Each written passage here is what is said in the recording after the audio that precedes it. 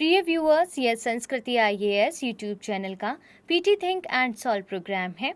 इस प्रोग्राम के अंतर्गत प्रत्येक दिन यूपीएससी और स्टेट पीसीएस से संबंधित 5 प्रश्न व्याख्या सहित उत्तर के साथ दिए जाएंगे। हमें आशा है कि यह प्रोग्राम आपकी तैयारी में मददगार साबित होगा। तो चलिए शुरू करते हैं आज के अपने प्रश्नों को। राष्ट्रीय औषधीय पादप बोर्ड के संदर्भ में निम्नलिखित कथनों पर विचार कीजिए। इसकी स्थापना औषधीय पौधों तथा जड़ी बूटियों को बढ़ावा देने के लिए वर्ष 2000 में की गई थी। आयुष मंत्रालय के तहत कार्यरत इस बोर्ड का मुख्यालय दिल्ली में है। उपयुक्त में से कौन से कथन सही हैं? केवल एक, केवल दो, एक और दो दोनों, ना तो एक ना ही दो। क्या होगा इसका सही उत्तर?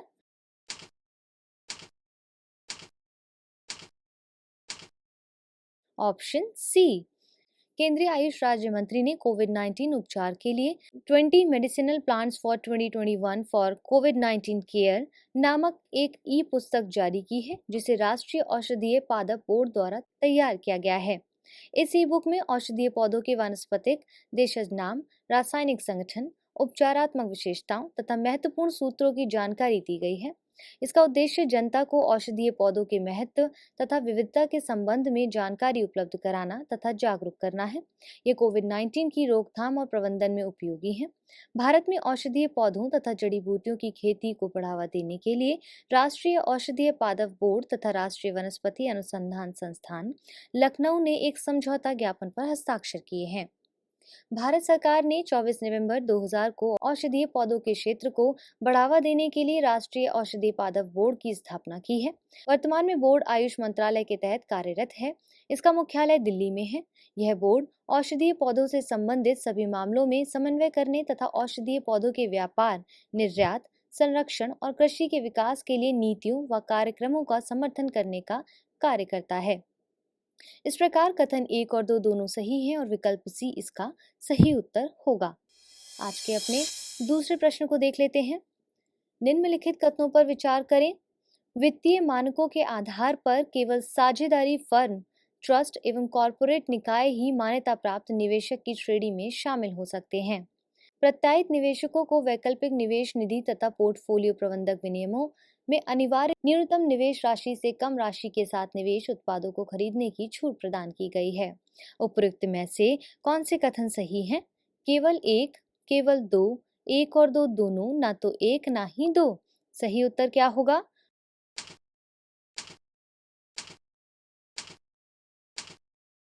Option B. इसको व्याख्या से देख लेते हैं। बाजार विनियामक भारतीय प्रतिभूति एवं विनिमय बोर्ड ने मान्यता प्राप्त निवेशकों के लिए एक ढांचा प्रस्तुत किया है। सेबी ने मान्यता प्राप्त निवेशकों को निवेशकों के एक ऐसे वर्ग के रूप में परिभाषित किया है जिन्हें निवेश उत्पादों के संबंध में सूचना या सलाह दी जा सकती है। वित्तीय मानकों के आधार पर मान्यता प्राप्त निवेशक व्यक्तिगत, एकल स्वामित्व, पारिवारिक ट्रस्ट, साझेदारी फर्म, ट्रस्ट एवं कॉरपोरेट निकाय हो सकते हैं। इनमें से कोई भी जिसकी वार्षिक आय 2 करोड़ रुपए हो या कुल संपत्ति 7.5 करोड़ रुपए हो तथा वित्तीय संपत्ति कम से कम 3.75 करोड़ को मान्यता प्राप्त निवेशक बनने के योग्य है। प्रत्यायन एजेंसियों जैसे सहायक, डिपॉजिटरी कंपनियां, निर्दिष्ट स्टॉक एक्सचेंज तथा अन्य निर्दिष्ट संस्थान मान्यता प्राप्त निवेशक बनाने के लिए पेशकश कर सकते हैं। प्रत्यायित निवेशकों के पास वैकल्पिक निवेश निधि तथा पोर्टफोलियो प्रबंधकों विनियमों में अनिवार्य न्यूनतम निवेश राशि से कम राशि के साथ निवेश उत्पादों को खरीदने की छूट होगी। वैकल्पिक निवेश कोष जहां प्रत्येक निवेशक न्यूनतम 70 करोड़ रुपए निवेश राशि का निवेश करता है। मान्यता प्राप्त निवेशक पोर्टफोलियो विधिकरण मानदंड, योजनाओं की आरंभिक शर्तों तथा वैकल्पिक निवेश कोष के कार्यकाल में विस्तार जैसी नियामक आवश्यकताओं से छूट प्राप्त कर सकता है। इस प्रकार कथन एक गलत है जबकि कथन दो सही है और विकल्प बी इसका सही उत्तर होगा। आज के अपने तीसरे प्रश्न को देख लेते हैं।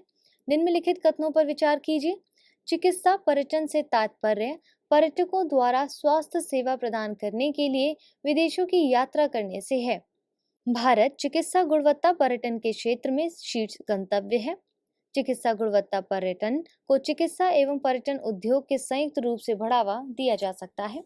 उपयुक्त में से कौन से कथन सही हैं? केवल एक और तीन, केवल दो, केवल एक और दो, उपयुक्त सभी। क्या होगा इसका सही उत्तर?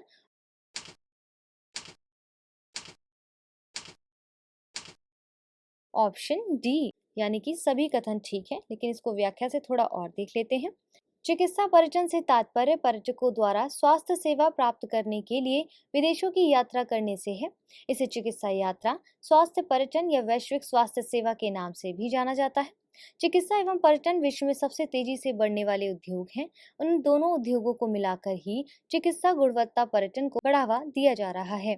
सामान्यतः पर्यटकों की आवश्यकताओं के अनुरूप सेवाओं में वैकल्पिक चिकित्सा पद्धतियों के साथ साथ विशेष जटिल सर्जरी जैसे ज्वाइंट रिप्लेसमेंट, हृदय, दांत, कॉस्मेटिक सर्जरी आदि शामिल हैं। चिकित्सा एवं कल्याण पर्यटन के विकास हेतु प्रमुख प्रेरक तत्व कम लागत पर अच्छी स्वास्थ्य सेवाओं की उपलब्धता के साथ साथ हॉस्पिटलिटी सेवाओं की सुविधा, न्यूनतम प्रतीक्षा समय, नवीनतम चिकित्सा तकनीकों की उपलब्धता तथा सफलता की प्रामाणिकता आदि है। पिछले कुछ वर्षों में भारत चिकित्सा गुणवत्ता पर्यटन के लिए एक शीर्ष गंतव्य बन गया है, क्योंकि भारत में गुणवत्ता परक स्वास्थ्य देखभाल निर्धारित करने वाले कई कारक मौजूद हैं। साथ ही भारत आयुष के माध्यम से पारंपरिक उपचार पद्धति पर ध्यान देने के साथ साथ योग एवं कल्याण के लिए एक पसंदीदा स्थान बन गया है। भारत में लगभग सभी प्रकार की स्वास्थ्य सेवाएं उपलब्ध हैं, जिसमें मनोचिकित्सा, वैकल्पिक उपचार पद्धति तथा स्वास्थ्य देखभाल शामिल है। इस प्रकार उपरोक्त सभी कथन सही हैं अतः विकल्प डी इसका सही उत्तर होगा। आज के अपने चौथे प्रश्न को देख लेते हैं। निम्नलिखित कथनों पर विचार करें। हाल ही में भारत और म्यांमार ने पर्यावरण क्षेत्र में सहयोग के लिए एक समझौता ज्ञापन पर हस्ताक्षर किए हैं। यह समझौता वायु प्रदूषण की रोकथाम, अवशिष्ट प्रबंधन, रासायनिक प्रबंधन, जलवायु परिवर्तन जैसे क्षेत्रों में सर्वोत्तम प्रथाओं के आदान प्रदान के लिए एक मंच प्रदान करेगा। उपयुक्त में से कौन से कथन सही है? केवल एक, केवल दो, एक और दो दोनों, ना तो एक ना ही दो। क्या होगा इसका सही उत्तर?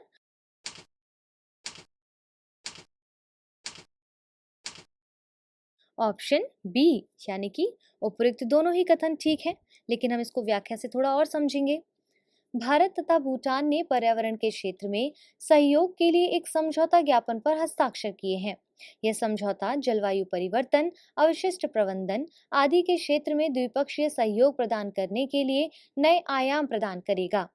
यह भारत और भूटान साझेदारी व समर्थन के अधिक विकास, वायु प्रदूषण की रोकथाम, अवशिष्ट प्रबंधन, रासायनिक प्रबंधन, जलवायु परिवर्तन आदि जैसे क्षेत्रों में सर्वोत्तम प्रथाओं का आदान प्रदान करने का एक मंच है। इस प्रकार कथन एक गलत है और जबकि कथन दो सही है और विकल्प बी इसका सही उत्तर होगा। अंतिम प्रश्न को जल्दी से देख लेते हैं। अग्नि प्राइम मिसाइल के संदर्भ में निम्नलिखित कथनों पर विचार कीजिए। यह मिसाइल अग्नि-1 मिसाइल वर्ग का उन्नत संस्करण है। यह एक लंबी दूरी की बैलिस्टिक मिसाइल है, जिसकी मारक क्षमता 5000 किलोमीटर से भी अधिक है। यह सतह से हवा में मार करने वाली मिसाइल है, जो लगभग 1000 किलो वर्ग पेलोड ले जाने में सक्षम है। उपयुक्त में से कौन से कथन सही है? केवल एक, केवल दो और तीन, केवल एक और दो, उपयुक्त सभी। क्या होगा इसका सही उत्तर?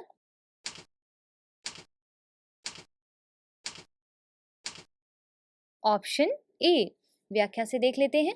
रक्षा अनुसंधान एवं विकास संगठन ने ओडिशा के डॉक्टर एपीजे अब्दुल कलाम द्वीप से परमाणु सक्षम बैलिस्टिक मिसाइल अग्नि प्राइम का सफलतापूर्वक परीक्षण किया है। अग्नि प्राइम मिसाइल अग्नि-1 का उन्नत संस्करण है।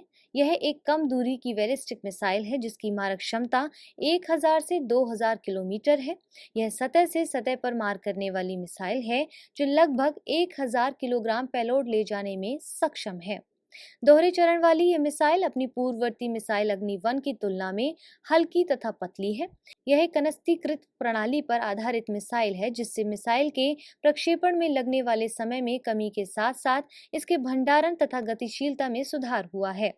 अग्नि वर्ग की मिसाइल भारत की परमाणु प्रक्षेपण क्षमता का मुख्य आधार है। इसमें पृथ्वी कम दूरी की बैलिस्टिक मिसाइल, पनडुब्बी प्रक्षेपित बैलिस्टिक मिसाइल तथा लड़ाकू विमान आदि भी शामिल हैं। इस प्रकार कथन एक सही है, जबकि कथन दो और तीन गलत है और विकल्प ए इसका सही उत्तर होगा।